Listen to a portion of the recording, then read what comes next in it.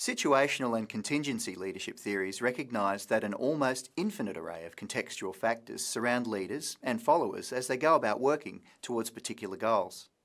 For example, the relative social status of leaders and followers, their relative positional and personal power, and the internal operating environment and political, economic, technological, environmental and legal factors from the external environment that might be in play in any given situation.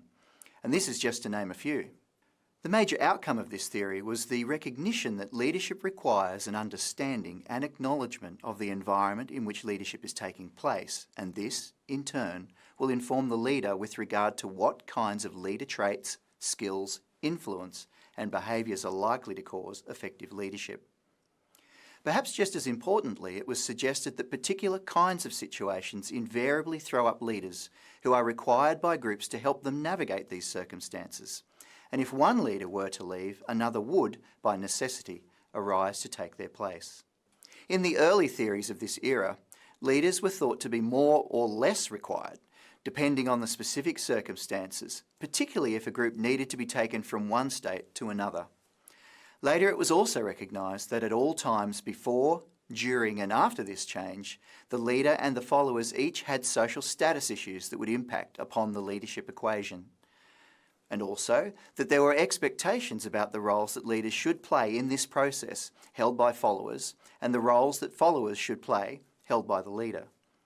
Researchers such as Trist and Bamforth were among the first to recognise that through these processes, followers also have an influence upon leaders. Up to this point, each of the theories emerged pretty much in isolation. Each of them tried to explain the leadership equation, but separately they had failed. The next phase of leadership theory leads us to the last 50 years, where it has been recognised that leadership is not a pure form of any of the previous theories, but rather a synthesis of them. This meant that leadership was contingent or concurrently dependent upon behaviour, personality, influence and situation. With few exceptions, all of the leadership theories to emerge since the onset of the contingency era are models built on the contingency theory. Three of the most notable theories of this era were Fiedler's contingency theory, House's path-goal theory, and Vroom and Yetton's normative theory of decision-making. Fiedler believed that a leader's traits or characteristics and the way in which they applied these behaviourally were fairly static, and therefore leaders needed to be placed in particular situations which suited these characteristics. Or alternatively, leaders must be trained to manipulate situations in order to change them to suit their particular style. House, on the other hand, focused upon a different contingency. He focused upon the need for leaders to provide subordinates or followers with clear pathways to success. The role of the leader was to define the goal, clarify a path or paths towards the goal, to remove obstacles in the path for followers and to provide support for followers along the way. Vroom and Yetton took yet another contingency into account, leader decision-making processes.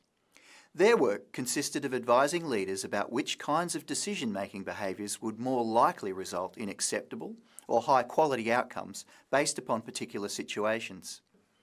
The appeal of Vroom and Yetton's model was obvious for managers because it provided a formula for leader effectiveness that was independent of the leader's traits and/or their degree of power and influence.